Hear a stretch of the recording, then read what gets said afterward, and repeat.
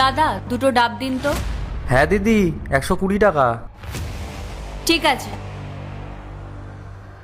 আরে নিশা, তুই এখানে? রিয়া তুই? আরে ডাবের স্টলে কি কাজ করছিস? আর কি পড়েছিস তুই এটা? এটা তো আমার হাজবেন্ডের স্টল, আমি এখানে ওর সাথে ওর কাজে একটু হেল্প করে দিই। রিয়া, তুমি ওনাকে চেনো নাকি? আরে হ্যাঁ, আমরা তো একই কলেজে পড়তাম, একই ইয়ারে ছিলাম।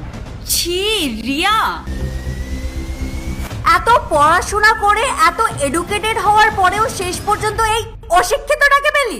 মুখটা দেখ ওর, আমার তো বিশ্বাসই হচ্ছে না তুই এত পড়াশোনা জেনে কি হাল বানিয়েছিস নিজের। এই গাইয়াদের মতো শাড়ি পরেছিস আর এই নোংরা ডাবের স্টলে দাঁড়িয়ে মোছামুছি করছিস। নিশা, তুই এইভাবে কথা বলছিস কেন আমার সাথে? আচ্ছা, এভাবে কথা বলবো না তো কিভাবে কথা বলবো তোর সাথে? কলেজে তো বড় শো আপ করতিস, ক্লাসে টপও করতিস, আর যেন কি বলতিস, দেখবি আমি বিয়ের পর অনেক বড় লোক হব। আর ওই মেয়েদেরকে কি যেন বলতিস, আমার বর দেখবি অনেক হ্যান্ডসাম হবে, ক্লাসিক হবে। আর এটা দেখ কি পছন্দ করেছিস তুই।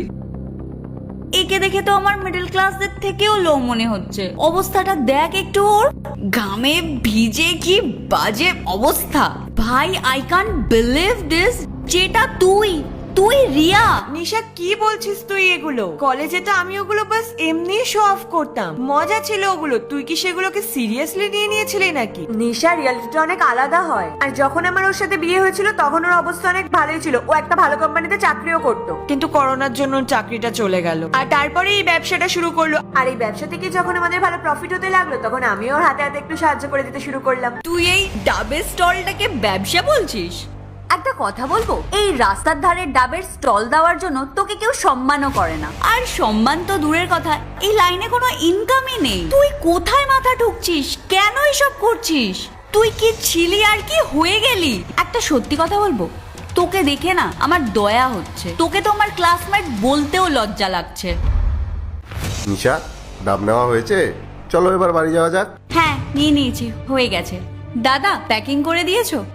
ওহ, পরিচয় করাতেই ভুলে গেছি, ও হলো নিখিল, আমার হাজবেন্ড। আর ও না অনেক বড় কোম্পানিতে কাজ করে, টিসিএস কোম্পানি, অনেক বড় কোম্পানি। আমার তো মনে হয় না তোরা নামটা শুনেছিস বলে। আর ও মান্থলি 1 লাখ টাকা ইনকাম করে। আমার তো মনে হয় না তোরা 1 লাখ টাকা একসাথে দেখেছিস বলে। আর আমাদের সমাজে অনেক লোক সম্মানও করে। 1 লাখ টাকা? 1 লাখ টাকা তো সত্যি অনেক টাকা, কিন্তু তোদের জন্য বোধহয় এটাও কম পড়ে যায় না, কারণ তোদের এত শখ শৌখিনতা। 1 লাখ টাকায় কুল হয়?